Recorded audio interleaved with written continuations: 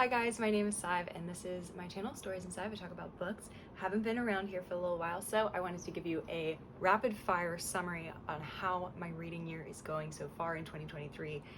The answer is like crap. Cut video. And I'm saying that it hasn't been great because I am reading not as good quality. So my quantity and my pace is still kind of on par.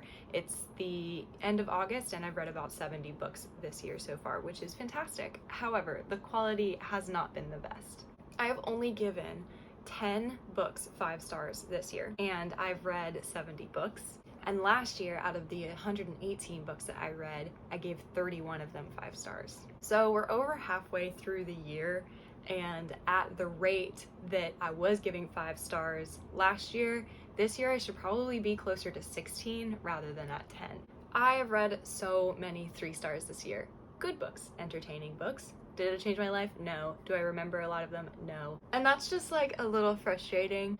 Another little statistic, if you're interested, to reiterate the comparison between last year's quality and this year's, is last year my overall average rating of that 118 books was a 3.74, and right now at this year of reading 70 books it is a 3.54, which is significantly lower when you're looking at averaging everything out. It's been a while since I've talked to you and given you any reviews of sorts, so I'm going to rapid fire give you a few books that I've been loving lately and try to bring up the mood, So let me tell you about some 5 stars that I have gotten to. Firstly, The Kingdom of the Wicked, which is the first book in this series by Chiara Maniscalco. My first true dip into fantasy romance. Loved it. Angst, vibes, atmosphere. It was just such a vibe. But the rest of the series slowly went downhill. I gave the second one 4 stars and the last one 3 stars. Other fantasy, I have also gotten my first 5 star from the Lightbringer series. I just finished the 3rd book and it's called A Broken Eye.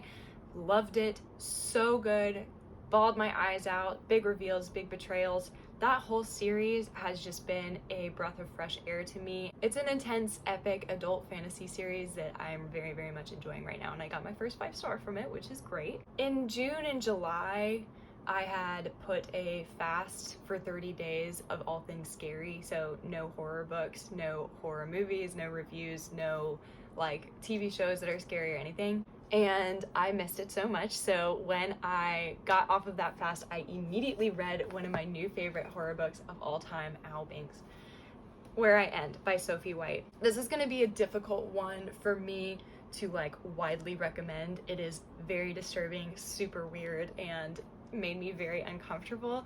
And if you read this and we both know what we read, I feel like it would be awkward.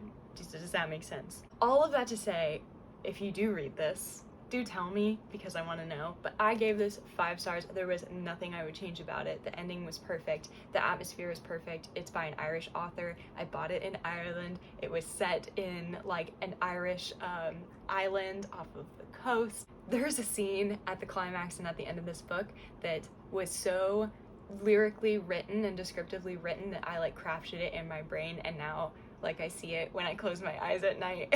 It's just so bad, but good. That's Where I End by Sophie White.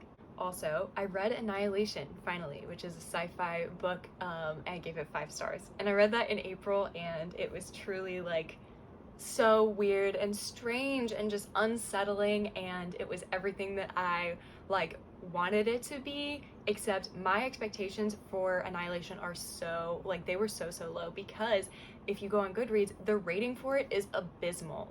Everyone hates that book, and the series it's a series, so the following 2 books have even lower ratings, which is it does not happen, because typically what you see is if someone doesn't like the first book, they won't pick up the second, and so you see maybe the first book has lower ratings on Goodreads, and the longer the series go on, the steady climb you see in the ratings, assumedly those who are liking the series will be the ones sticking around and rating it, but not the case for the Annihilation series. It goes downhill. I've not committed to picking up the second book yet, so if I need to, let me know, but I just have such a high from that 5 star, I don't want to ruin it by reading the rest of the series and being disappointed. Those are the only 5 stars to note. I'm going to go through a couple of 4 stars really quickly of honorable mentions that I think were fantastic, didn't solidify themselves as all-time favorite reads, but seriously so good, and I can easily recommend these to you. I've been loving this sci-fi series called The Murderbot Diaries by Martha Wells, and it is just so fabulous. It's a novella series following Murderbot. I went into it completely blind, so I'm not going to be telling you any more than it is sci-fi. It has slight political hints, slight social commentary, but ultimately Murderbot is such an endearing and lovely character, and I would recommend this series to you. I finally read Daisy Jones and the Six, and I really, really loved it. I gave it 4 stars.